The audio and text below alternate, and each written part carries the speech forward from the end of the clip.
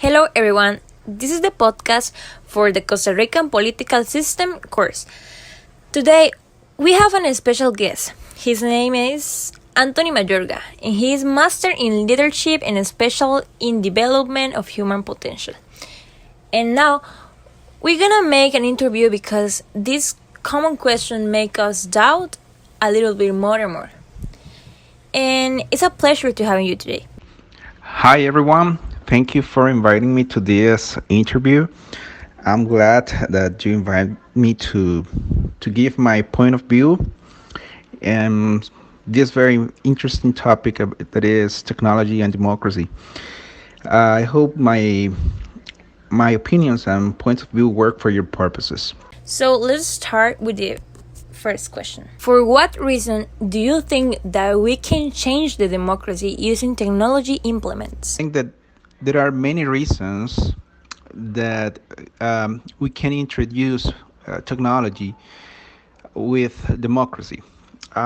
First of all, technology gives us the opportunity to have access to more people and reach more people every day, and that is a very important thing because since people is not getting very interested in working with political issues, that makes people have the opportunity not to move that far from their homes and work better with people in distance.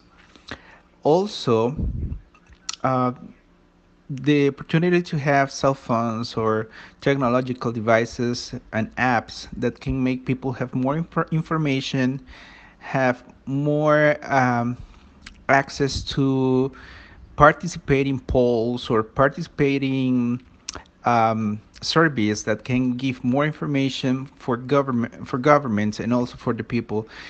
That's why technology absolutely have to be immersed with democracy.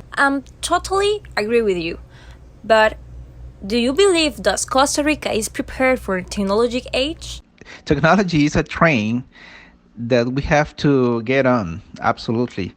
We cannot say no to technology. It is something that is happening now and that we have to take, one year or not, but we have to take it.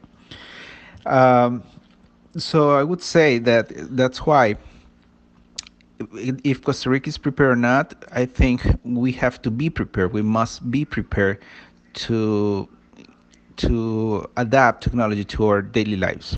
Yes, I'm agree with you. And as you said, we need to be prepared for this. And the only institution that can prepare us is the government. So that makes me think in the another question, and is how can we introduce the technology in our government for increasing the effectiveness? It might sound ironic, but this crisis we're going through with the coronavirus, uh, this pandemic made that the government, many institutions in the government, have to take the decision to work using technology more efficiently and in a bigger scale. I mean, so for example, lots of companies are working with teleworking, or schools are working with virtual education. Many documents are now signed through digital signing and so on. I mean, there are many examples. Meetings now are always in virtual ways. And so all that made the government have to take the decision that after this pandemic ends, we will see or we will have another wave to see the government or to use the services that the government offers.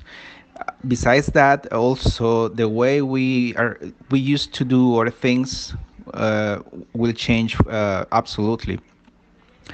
With all this, I have told you before. I mean, no more going to offices to do uh, things or errands in offices, but now we can do it from home, and that's something very important that will change our society forever. Exactly. We are in a pandemic season, so the coronavirus not only changed the people, changed the government too. And do you think the technology and social media make citizens more prepared to vote?